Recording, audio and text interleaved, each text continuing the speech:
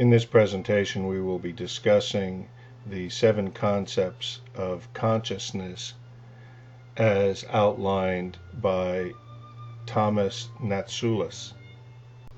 The 7 concepts of consciousness are joint mutual knowledge, internal knowledge or conviction, awareness, direct awareness, personal unity, the normal waking state, and double consciousness. Joint or mutual knowledge, knowing or sharing the knowledge of anything, a psychoanalytic concept as expression comprehension, people becoming aware of sharing information.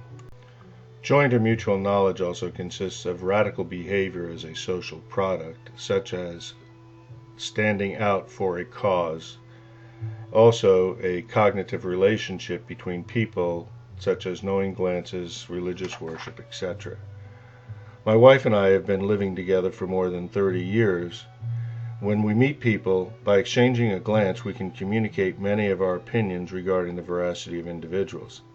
This knowledge comes from years of mutually evaluating people and then sharing this information later. By the years of sharing our opinions, in essence gaining knowledge and predictability of each other's opinions, we are able to communicate using joint or mutual knowledge. Internal knowledge or conviction. Knowledge which has testimony with oneself, such as guilty or deficiencies, being witness to one's own deeds, or I share knowledge with myself about myself. This might be considered somewhat of the Jiminy Cricket effect, where he acts as the consciousness of an individual. It also involves the internal knowledge of what and who we are. As an example, I know that I give the appearance of not panicking in a crisis situation. From events that have occurred in my military, business, and personal life, I have learned that I can remain externally calm and in control, even though on the inside I am a jumble of nerves. I know that the jumble of nerves is my physiological response. Cognitively, I know that if I stay calm, I have the intelligence to find alternatives and reactions to whatever the crisis situation may involve. I am also aware that I am a leader and that in crisis situations, people turn to a leader for guidance. A leader must remain calm and in control in order not to panic the followers. Perceptual awareness consists of having the thought, hearing, noticing, or becoming aware of anything is basically a matter of acquiring a belief state in the brain that such a thing exists. Perceptual awareness is also the awareness by one is being interpreted by propositional thoughts. Behaviorists view awareness as forms of responsiveness. As an example, I am aware as I record this audio that music is playing, the dog is growling, and the garbage men are outside picking up the trash. There is the awareness of all these activities, but until I focus on this awareness, they do not become distractions to my concentration while I am recording about consciousness. Direct awareness. Awareness or perception of inward psychological or spiritual fact. Intuitively perceived knowledge of something in oneself, or what this thought intends, such as, what is it about? Direct awareness also resembles perceptual awareness in being non-inferential. An outcome is not a result of other awareness. Finally, direct awareness is different from perceptual awareness in being about one's occurring mental episodes and not involving sense organs or sense receptors. It is also mental episodes being accessible to the consciousness. As an example, I am directly aware that I am a spiritual being having a human experience versus a human being who occasionally has a spiritual experience. Spirituality is part of my daily life and is an internal guide to my deportment throughout the day and in many of the choices that I make. Although I am not always aware of my spirituality, it directs the choices that I make. When I consider the choices I make, I then become directly aware of how my choices are made. Personal unity. Totality of the impressions, thoughts, and feelings. A sum total to date, the whole set of one's mental episodes.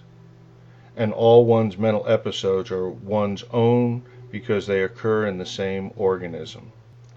As an example, my field of interest is in how individuals deal with loss. My specific field of interest is in how individuals deal with death. Vocationally, I'm involved in being a professor and a consultant, and therefore I'm also interested in pedagogy and andragogy as they are related to teaching adults. The unity of this thought comes from how I connect experiences to become teachable moments. The varied parts of my personality create the unity of who I am. Normal waking state. The general state or condition of the person. As you're listening to this, you're in a waking state, I hope. Having one's mental faculties in an active waking state, and the general state of interest in and responsive to one's environment, of concern about the reality of that environment. As an example, I exist in this state as long as I am not in an altered state of consciousness, such as self-hypnotic, meditation, or sleep state. Unlike my description of awareness, in my normal waking state I am consciously, primarily aware of these activities I am focusing my attention on, and not the events happening on the periphery of my consciousness. The seventh concept of consciousness is double consciousness. That involves double personalities sharing two separate and independent trains of thought and two independent mental capabilities in the same individual. It is the two coexisting consciousness in the same person.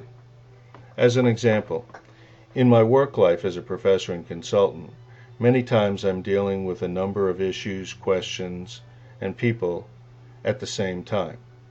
The ability to talk on the phone about one subject, hang up, and immediately discuss an entirely different subject with someone else, and then take action on the telephone discussion without ever taking a break is an example of double consciousness.